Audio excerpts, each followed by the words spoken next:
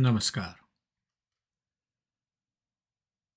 દેવી ભાગવતના ચોથા સ્કંધના 15મા અધ્યાયમાં આપનું સ્વાગત છે.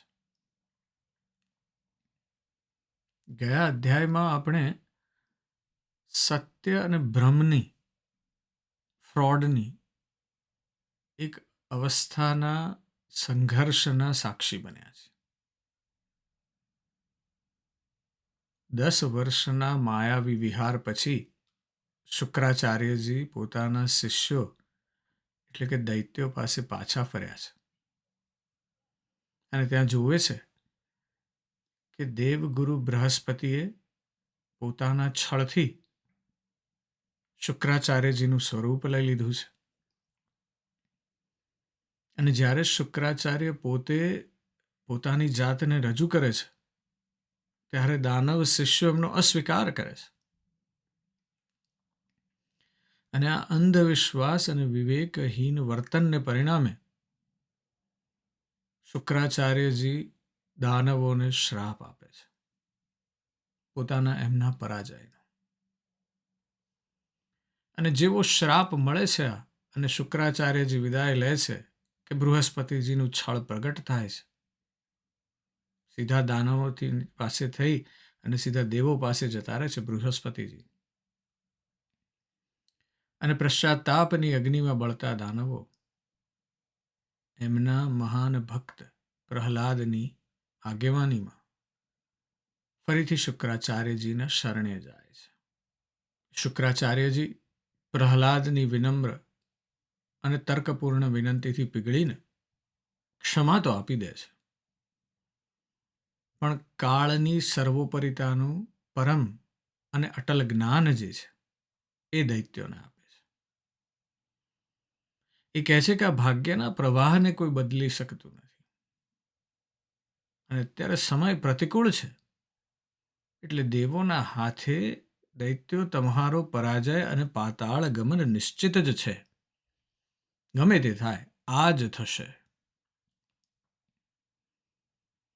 અને અંતિમ સાચું જ્ઞાન એ છે કે જીવનના દુઃખને કે સુખને કાળના અટલ પ્રવાહના ભાગરૂપે સ્વીકારીને સમતા ભાવ કેળવવામાં છે. થોડાક અધ્યાય પહેલા આપણે આ વાત કરી હતી. આપણે વાત કરી હતી કે ઈરાનનો એક મહાન રાજા હતો અને ગયો એક ઋષિ પાસે અને પૂછે છે કે આટલું સુખ છે, સુખ હોય કે દુઃખ હોય બેયમાં વિચલિત ન થવું એવું કંઈક જ્ઞાન આપો. અને પેલા સંતે કહી દીધું, ધીઝ ટુ શેલ પાસ, આ પણ ચાલ્યું જશે. અને સમતા ભાવ જે છે એ કેળવવો ને એ સાચી આધ્યાત્મની ઉપજ છે. એમને એમ થતું નથી. કાળના પ્રવાહને સ્વીકારી લેવાનું કે આજે સુખ છે તો સુખ છે, એ પણ ચાલ્યું જશે. અને કાલે દુઃખ છે તો દુઃખ છે અને એ પણ ચાલ્યું જશે. આજનો જે અધ્યાય છે એ કયા અધ્યાય જે સાંભળ્યું છે એનું સંપૂર્ણતા છે, પણ એની સાથે બે અદ્ભુત સ્તુતિઓનો અધ્યાય છે. એક જે સ્તુતિ છે એ શરણાગતની સ્તુતિ છે અને બીજી સ્તુતિ જે તમે સાંભળશો એ તર્કની સ્તુતિ છે. બે દેવીને અર્પણ છે, પણ બે જુદા પ્રકારની સ્તુતિઓ છે અને ખૂબ સુંદર છે. આજનો અધ્યાય એના તરફ આપણને લઈ જાય છે. એટલે શુક્રાચાર્યએ આવો ઉપદેશ આપ્યો છે કે કાળ સર્વોપરી છે અને તમારો પરાજય નિશ્ચિત છે. અને આ વાત સાંભળીને જ્ઞાની અને ભક્તરાજ પ્રહલાદનું હૃદય તો શાંત થઈ ગયું. એમણે ભાગ્યને સ્વીકારી લીધું. પણ બાકીના જે દાનવો હતા એમના લોહીમાં તો આજે પેલું ફ્રોડ થયું હતું, છળ થયું હતું, એની સામેનો આક્રોશ હતો, સંઘર્ષ એમના હૃદયમાં વહેતો હતો, લોહીમાં વહેતો હતો.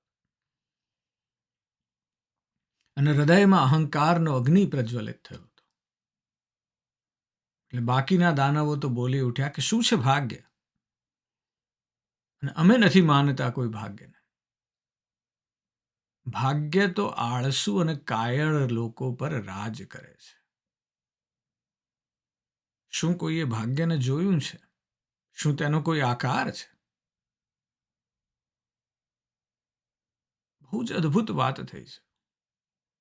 દાનવ વૃત્તિ જે છે એ આ છે. એની વૃત્તિ પુરુષાર્થની છે. એટલે એ કહે છે કે મારો ધર્મ તો પુરુષાર્થ છે, અમારો ધર્મ તો યુદ્ધ છે. એટલે દાનવ પ્રહલાદજી એગ્રી કરી જાય છે, પણ દાનવો થતા નથી. અંદર સંઘર્ષ છે, આક્રોશ છે, છેતરાયાની ભાવના છે, બધું ભેગું થયું છે. અને લીધે અહંકાર પ્રગટ્યો છે. અને એટલે દાનવો પ્રહલાદજીને કહે છે કે પ્રહલાદ, તમે અમારા સેનાપતિ બનો અને ચાલો આપણે દેવોને બતાવી દઈએ કે સાચી શક્તિ બાહુઓમાં છે, ભાગ્યના લેખમાં નહીં. અહીંયા આ અધ્યાયમાં આપણને હિન્દુ ફિલોસોફીનું જે દર્શનશાસ્ત્ર છે ને એનો ટકરાવ સંભળાઈ રહ્યો છે. એક તરફ છે પ્રારબ્ધ એટલે કે ભાગ્ય, અને બીજી તરફ છે પુરુષાર્થ એટલે કે પ્રયત્ન. અને પ્રહલાદ તો જ્ઞાની હતા, જાણે છે કે યુદ્ધનું શું પરિણામ આવશે, પણ એક રાજા તરીકે અને પોતાની પ્રજાની ભાવનાને માન આપીને તેમણે યુદ્ધનું નેતૃત્વ સ્વીકાર્યું. એટલે આ જે યુદ્ધ છે ને એ દૈવ અને દાનવનું ખાલી યુદ્ધ નથી. આ તો ભાગ્ય અને પ્રયત્ન વચ્ચેનું યુદ્ધ છે, પ્રારબ્ધ અને પુરુષાર્થ વચ્ચેનું યુદ્ધ છે. અને એટલા માટે બહુ અદ્ભુત વાત છે. એટલે સ્વીકારી લીધું છે પ્રહલાદે, જાણે છે કે અમે હારવાના છીએ. અને પછી તો એક મહાભયાનક રોમહર્ષણ યુદ્ધ થયું. એક તરફ શુક્રાચાર્યના શ્રાપથી પીડિત પણ અહંકારથી ભરેલા દાનવો, અને બીજી તરફ વિજયના મદમાં ચૂર દેવતાઓ. આ તરફ શુક્રાચાર્યજી 1000 વર્ષ સુધી તપ કરી અને શિવજી પાસેથી વરદાન લઈને આવ્યા છે. અને બીજી તરફ એ દેવતાઓએ જોયું છે કે દાનવો હવે ગુરુ વિહોણ થઈ ગયા હતા. ના ગુરુ છે, ના એકતા છે, ના શક્તિ છે, એવું જાણી લીધું છે. એટલે વિજયના મદમાં ચૂર છે. અને યુદ્ધ 1-2 વર્ષ નહીં, પણ પૂરા 100 દિવ્ય વર્ષ સુધી ચાલ્યું. અને આશ્ચર્ય અને ચમત્કાર આ વાતનો એ છે કે શુક્રાચાર્યએ શ્રાપ આપ્યો છે, પણ એની સાથે ઉપર હાથ આપીને પણ બેઠા છે વરદાનનું. અને પ્રહલાદનું કુશળ નેતૃત્વ છે. દાનવોનો વિજય થયો ને દેવતાઓ હારી ગયા છે. એટલે આ વિજય દાનવોના પુરુષાર્થના અહંકારને સાચો ઠેરવે છે. અને દાનવોને એ જ લાગ્યું કે પુરુષાર્થ જ સર્વશ્રેષ્ઠ છે. આ સમજવું બહુ જરૂરી છે કે પુરુષાર્થથી તમે ભાગ્ય બદલી શકો છો, પણ છતાંય જેટલું લખાયું છે ને એટલું જ મળશે. અને એ સમજવું એટલું જ જરૂરી છે, કારણ કે બે તરફ સમતા ભાવ રાખવાનો છે. એટલે દેવોની હાર થઈ છે અને ઇન્દ્રરાજ સંપૂર્ણપણે હતાશ, નિરાશ અને પરાજિત થઈને બેઠા છે. તેમની શક્તિ અને શસ્ત્રો અને સૌંદર્ય અને ઐશ્વર્યને બધું વ્યર્થ સાબિત થયું છે. એટલે ઇન્દ્રનો જે અહંકાર હતો એના બધા કિલ્લાઓ ધ્વસ્ત થઈ ગયા છે. અને જ્યારે અહંકારના એ બધા કિલ્લાઓ ધ્વસ્ત થઈ જાય ને, ત્યારે જ સાચી શરણાગતિનો જન્મ થાય છે. અને શરણાગતની જે આ પ્રાર્થના છે, જે સ્તુતિ છે, એ હવે સાંભળવી છે. એટલે ઇન્દ્રને ગુરુ બૃહસ્પતિ સલાહ આપે છે કે આ શસ્ત્રો મૂકો અને હૃદયના ઊંડાણમાંથી પરમ શક્તિ, જગત જનની અને મહામાયાને પોકારો. અત્યાર સુધી માત્ર એક સહાયક તરીકે તમે એનું સ્મરણ કર્યું છે, પણ હવે સંપૂર્ણ શરણાગતનું સ્મરણ કરો. એટલે આ હવે શરણાગતિમાંથી જન્મેલી ભક્તિની અદ્ભુત સ્તુતિ છે. આ ઇન્દ્રની શરણાગતિની સ્તુતિ છે, એ સાંભળીએ. અને ઇન્દ્ર કહે છે કે હે મહામાય દેવી, હે શૂલધારિણી અંબિકે, તમે સઘળા વિશ્વને અભય એવા શંખ, ચક્ર, ગદા અને પદ્મ ને કૃપાણ ધારણ કરો છો. હે ભુવનેશની, આપને હું પ્રણામ કરું છું. આપ જ શક્તિના પ્રધાન પ્રતિપાદક, દર્શન શાસ્ત્રની નાયિકા છો. તથા શૈવ શક્તિ ને વૈષ્ણવાદી મતથી અનેક પ્રકારે તત્વોની ભિન્નતા હોવા છતાં પણ આપ દશ તત્વામિકા છો. હે માત, આપ જ મહાવિદ્યા બિંદુ સ્વરૂપિણી છો. હું આપને વંદન કરું છું.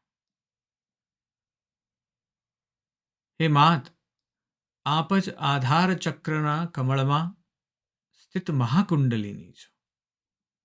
અને આપ જ સચ્ચિદાનંદ સ્વરૂપિણી છો. આપ જ પ્રાણ અગ્નિહોત્ર યજ્ઞ સ્વરૂપિણી છો. આપ જ એ ઉભય યોગોના અધિદૈવતા રૂપ છો.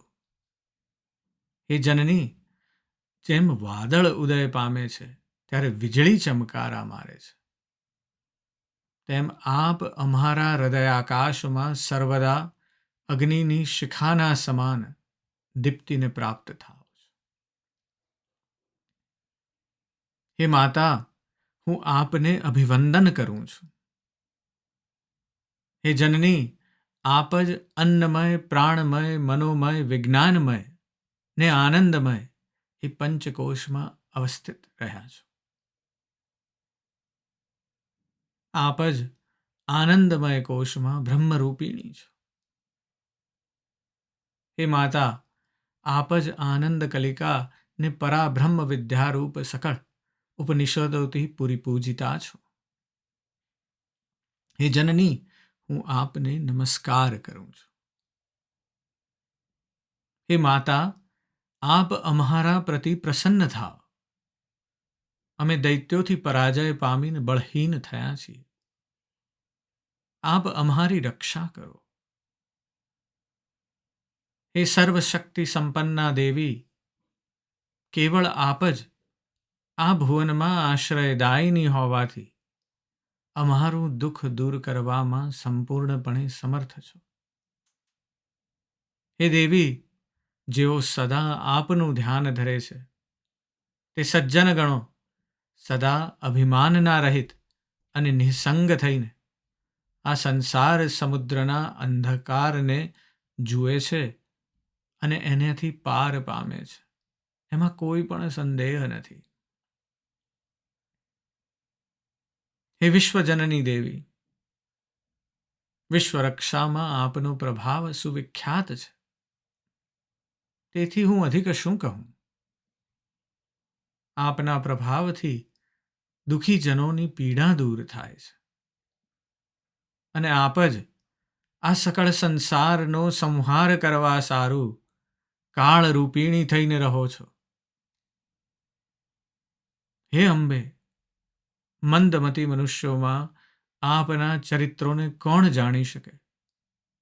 સૂર્ય, હું, યમ, વરણ, અગ્નિ, પવન, મહાનુભાવ મુનિગણ, અગમ નિગમ ને અધિક તો શું, પણ બ્રહ્મા, વિષ્ણુ ને મહાદેવ પણ આપના અતુલ પ્રભાવને જાણવા સમર્થ નથી.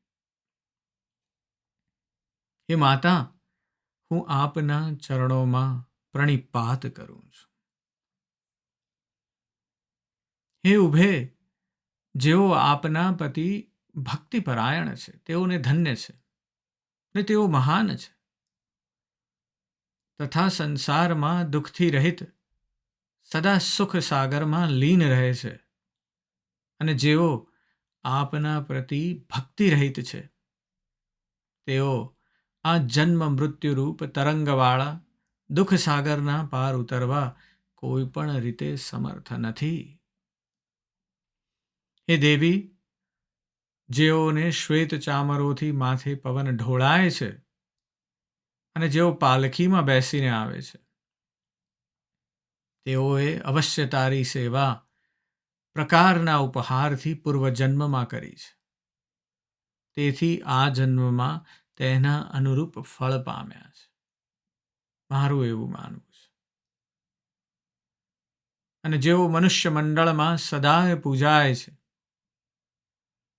જેઓ હાથીના હોદ્દા પર ચઢીને ફરે છે,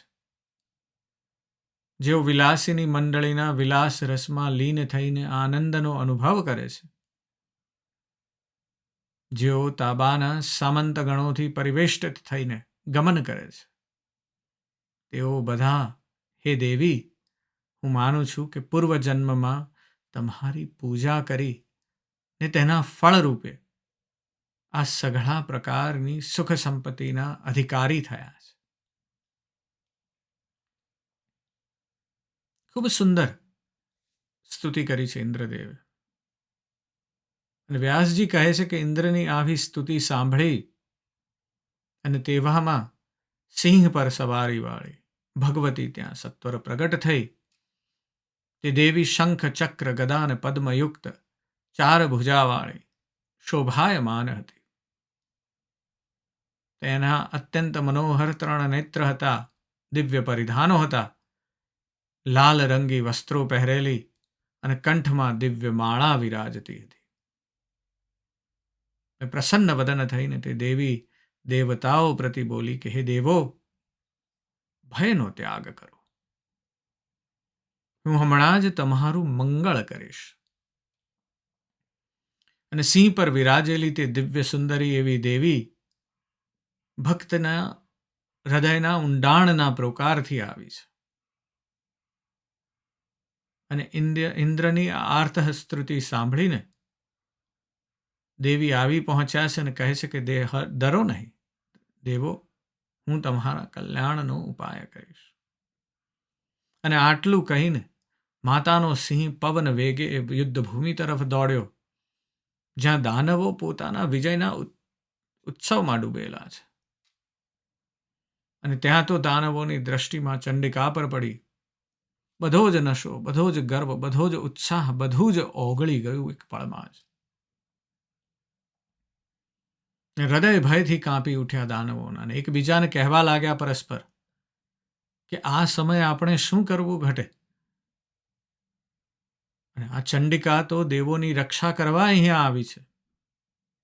અને આ જ દેવીએ મહિષાસુર અને ચંડમુંડનો વિનાશ કર્યો છે. અને આ જ દેવીએ વક્ર દ્રષ્ટિથી પૂર્વે મધુકૈટપનો સંહાર કર્યો છે. અને હવે આ જ અંબિકા આપણા બધાનો વિનાશ કરશે, આમાં સંશય નથી. અને દાનવોને આમ ચિંતાવાળા દેખીને પ્રહલાદજીએ કહ્યું કે હે દાનવો, આ સમયે યુદ્ધ નહીં કરવું અને ભાગવું જ ઉચિત છે. પણ ત્યારે નમુચી નામનો એક દૈત્ય ભાગતા થતા દાનવો પ્રતિ બોલ્યો કે હે દાનવો, તમે ભાગી જશો પછી શું આ જગન્માતા હસ્તમાં ધારણ કરેલા અસ્ત્રો દ્વારા તમારો વિનાશ નહીં કરે? એવું તમને લાગે છે કે તમે ભાગીને જશો ક્યાં? એવું કંઈક કરવું જોઈએ કે જેથી ઉભય પક્ષની રક્ષા થાય. અને એટલે પ્રહલાદજી તરત સમજ્યા, યોગી પુરુષ છે. અને પ્રહલાદજી દાનવોને કહે છે કે હું સૃષ્ટિ, સ્થિતિ અને પ્રલય સર્જનારી આ સકળની જનની રૂપ તથા પ્રાણી માત્રને અભય આપનારી મહામાયાનું સ્તવન કરું છું. અને આજે પ્રહલાદજીની જે સ્તુતિ છે એ સ્તુતિ જરૂર છે, પણ તર્કની સ્તુતિ છે. ઇન્દ્રની જે સ્તુતિ આપણે સાંભળી એમાં તર્ક નથી, એમાં માત્ર શ્રદ્ધા છે, શરણાગતની શ્રદ્ધા છે. પ્રહલાદજીની સ્તુતિ છે એમાં ભક્તિ છે, શ્રદ્ધા પણ છે, પણ એની સાથે એક સુંદર તર્ક જોડાયેલો છે. અને એટલે વ્યાસજી કહે છે કે આમ કહીને પરમાર્થ તત્વ વેદા વિષ્ણુ ભક્ત પ્રહલાદ બે હાથ જોડીને જગતની ધાત્રી એવી મા જગદંબિકાની સ્તુતિ કરવા લાગ્યા. પ્રહલાદજી કહે છે કે માળામાં જેમ સર્પની પ્રતીતિ થાય છે, તેમ જેના આશ્રયથી આ ચરાચર જગત જેમાં શોભી રહ્યું છે, જે અખિલ વિશ્વનું અધિષ્ઠાન સ્વરૂપ છે, તેવી હિમકાર બીજમૂર્તિ ભુવનેશ્વરીને હું નમસ્કાર કરું છું. હે દેવી, આપનાથી જ આ સ્થાવર જંગમાત્મક જગતની ઉત્પત્તિ થઈ છે. બ્રહ્મા વિષ્ણુ ઇત્યાદિ કરતા નિમિત્ત માત્ર છે. વાસ્તવમાં આપે જ સૃષ્ટિ ઇત્યાદિ કાર્યના નિમિત્ત રૂપ એઓને ઉત્પન્ન કર્યા છે. હે મહામાએ, હું આપને નમસ્કાર કરું છું. આપ સૌના જનની છો. સુર અસુર બધા આપથી ઉત્પન્ન થયા છે.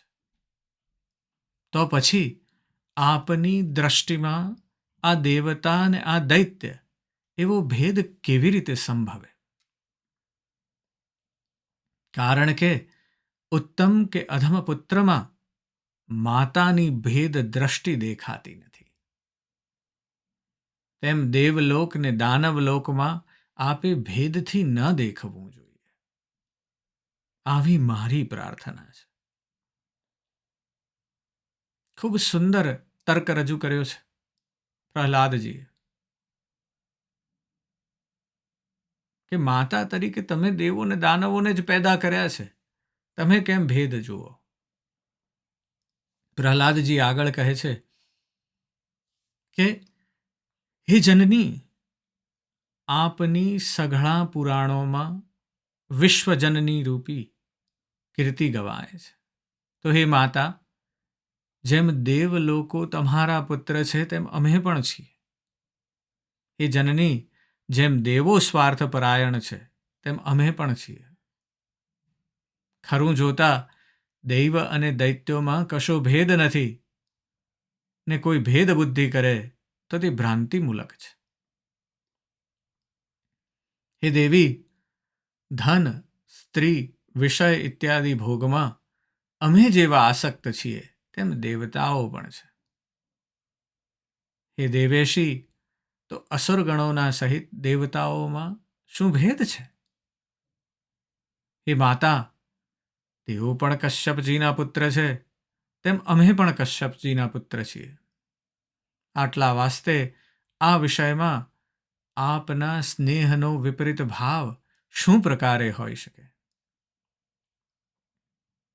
હે વિશ્વજનની, આપમાં એવો વિરોધ ક્યારેય પણ દેખાતો નથી. વાસ્તે આપ દેવતા અને અસુરગણોને સરખા જાણો. દેવતાગણ અને અસુરગણ સઘળા ગુણોથી જ ઉત્પન્ન થયા છે. તો પછી દેવતાગણ દેહધારી થઈને શી રીતે અધિક ગુણયુક્ત થઈ શકે? સઘળા દેહોમાં કામ, ક્રોધ અને લોભ ઇત્યાદિનો અધિકાર છે. તો પછી કોણ વ્યક્તિ આ વિરોધ કરીને હોઈ શકે?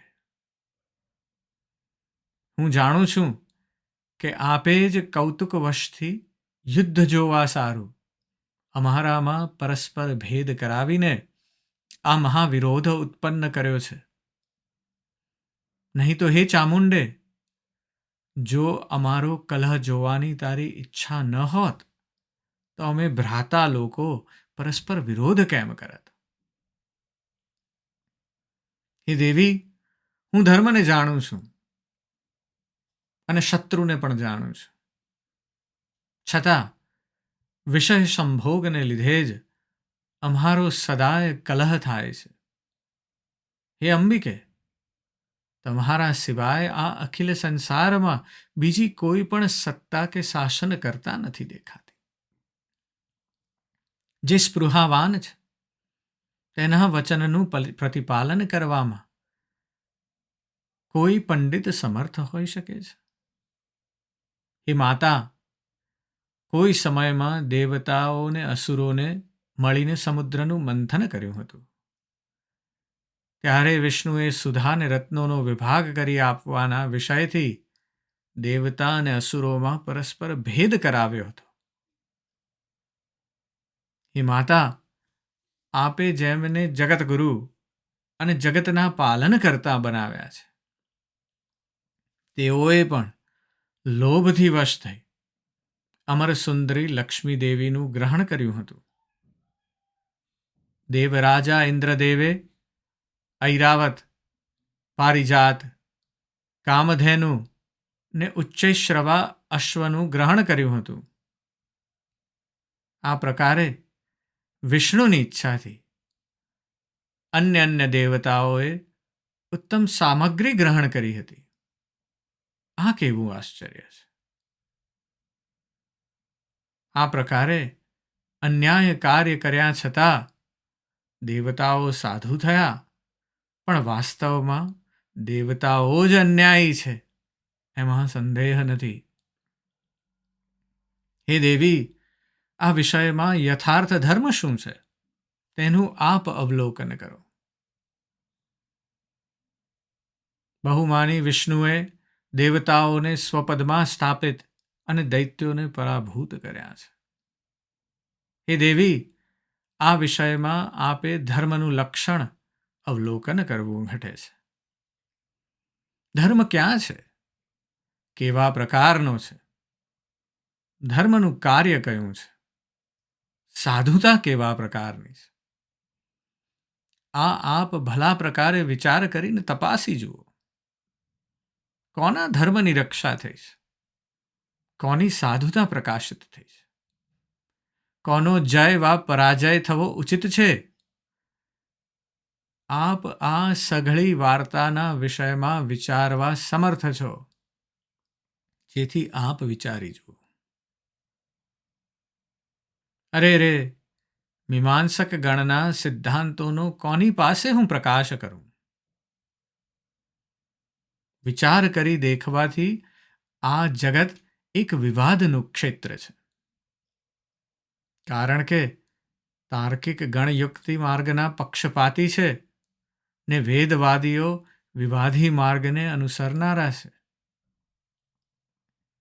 આ સઘળા સ્થૂળ બુદ્ધિવાળા સમાજો આ સંસારને એક જ પુરુષના કર્તૃત્વથી ઉત્પન્ન ને પલિત માનનારા છે, તથા તેઓ માહે માહે વિરોધ કરનારા છે. જો આ અનંત વિસ્તારવાળા એક જ સંસારમાં એક જ પુરુષ કરતા હોય, તો એક જ કાર્યમાં પરસ્પર મતભેદને વિરોધ કેમ થવો ઘટે? વેદમાં શા વાસ્તે એક જ મત જોવામાં નથી આવતો? વળી સઘળા શાસ્ત્રોના મત શું કારણથી જુદા જુદા છે? વેદવેત્તાઓના અભિપ્રાયોમાં પણ ભેદ કેમ દેખાય છે? હે દેવી, આ સ્થાવર જંગનાત્મક જગત સ્વાર્થપરાયણ છે.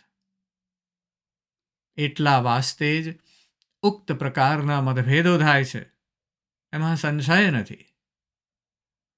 આ સંસારમાં ઈચ્છા રહિત પુરુષ નથી ને થશે પણ નહીં. જુઓ, ચંદ્રમાએ જાણવા સાંભળવા છતાં ગુરુની ભાર્યાનું હરણ કર્યું હતું. દેવગુરુ બૃહસ્પતિએ બળાત્કારે થતાની પત્નીનું હરણ કર્યું હતું. દેવરાજ ઇન્દ્રએ પણ ધર્મતત્વ જાણવા છતાં ગૌતમની ભાર્યાનું હરણ કર્યું હતું. સત્વગુણવાળા વિષ્ણુએ પણ નિરાપરાધી રાહુનું મસ્તક કાપી નાખ્યું હતું.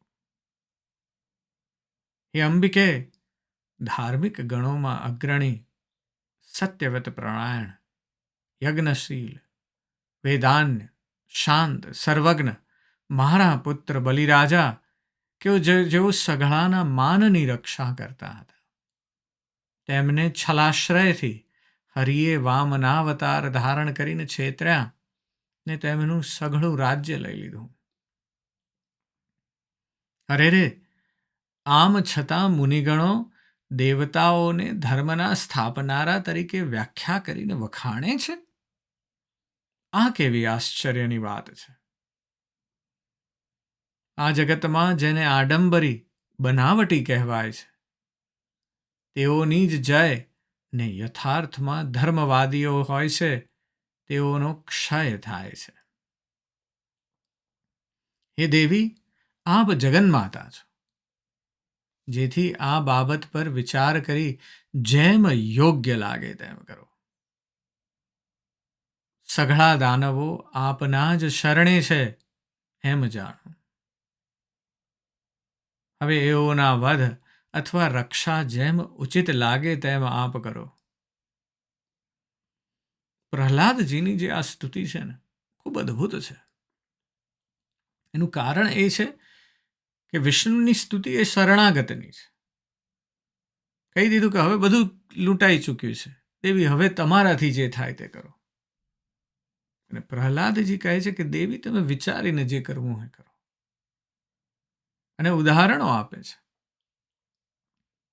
કે ક્યાં ક્યાં દેવતાઓમાં ઉણપ રહી ગઈ છે. દેવતા હોવું એટલે સંપૂર્ણ હોવું એવું નથી. દેવતાઓમાં પણ ઉણપ છે, ખૂબ બધી ઉણપ છે. એટલે જ તો દૈત્ય છે. યંગ અને યાંગ, સાચું ને ખોટું બે બાજુ છે એક સિક્કાની. અને દેખાડે છે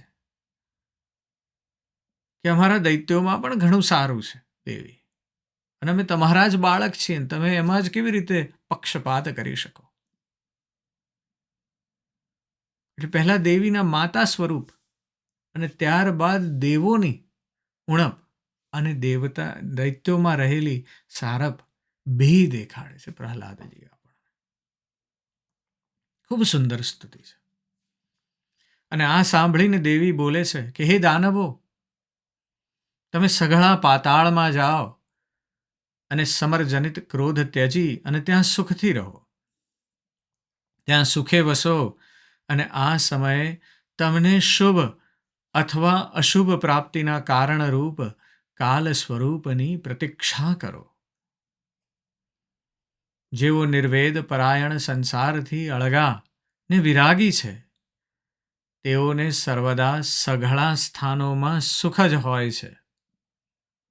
અને જેઓનું મન લોભમાં તણાયું છે, તેઓને તો ત્રૈલોક્યને રાજ્ય મળે તો પણ સુખ થતું નથી. અધિક શું કહું. સત્યયુગમાં પણ લોભપરાયણ જનો ફળ પ્રાપ્ત થવા છતાં પણ સુખી થઈ શક્યા નથી.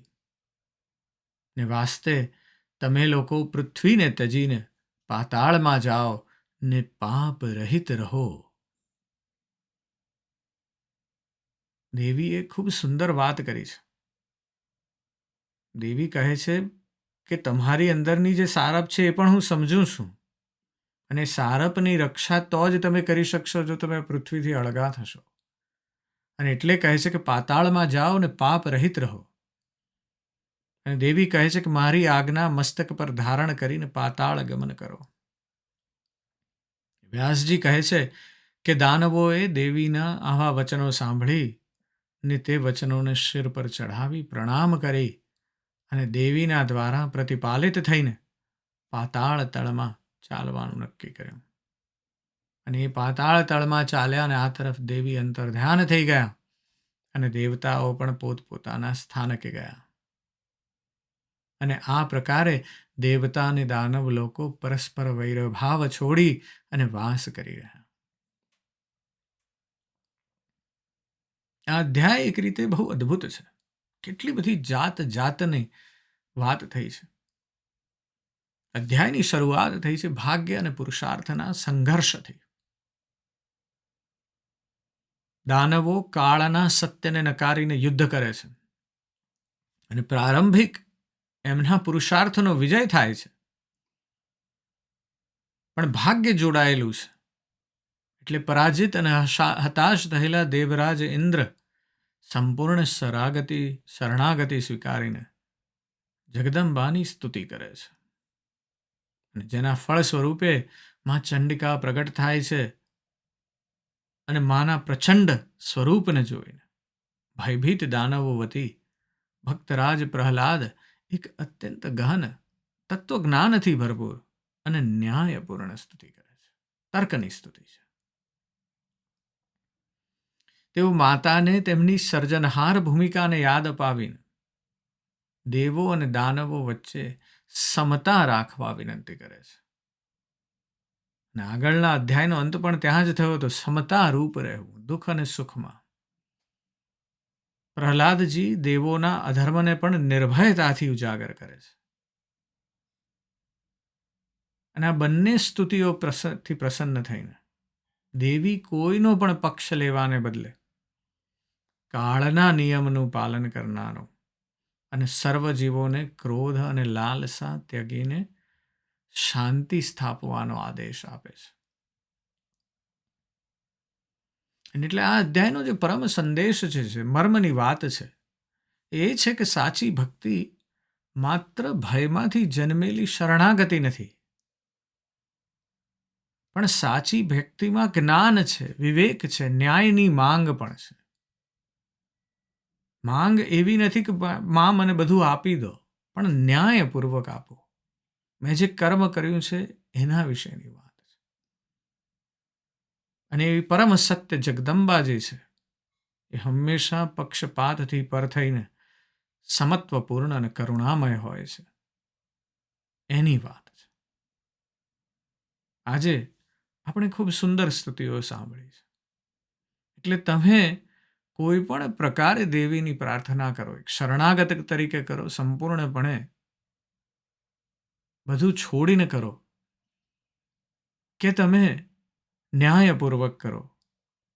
તમે તમારી ભક્તિમાં જ્ઞાન, વિવેક અને ન્યાય લાવીને કરો તો પણ જગદંબા જરૂર આવશે. પણ વાત એવી છે કે સંપૂર્ણતાથી કરવી પડશે, નિષ્ઠાથી કરવી પડશે, ત્યારે એ સાંભળશે. અને આપણી અંદર એવી નિષ્ઠા બની રહે એવી અભ્યર્થના. ખૂબ ચિંતન અને મનન કરજો આ તરફ. આજે બસ આટલું જ. હું તમારી અંદર બેઠેલા તે પરમ તત્વને પ્રણામ કરું છું. નમસ્કાર.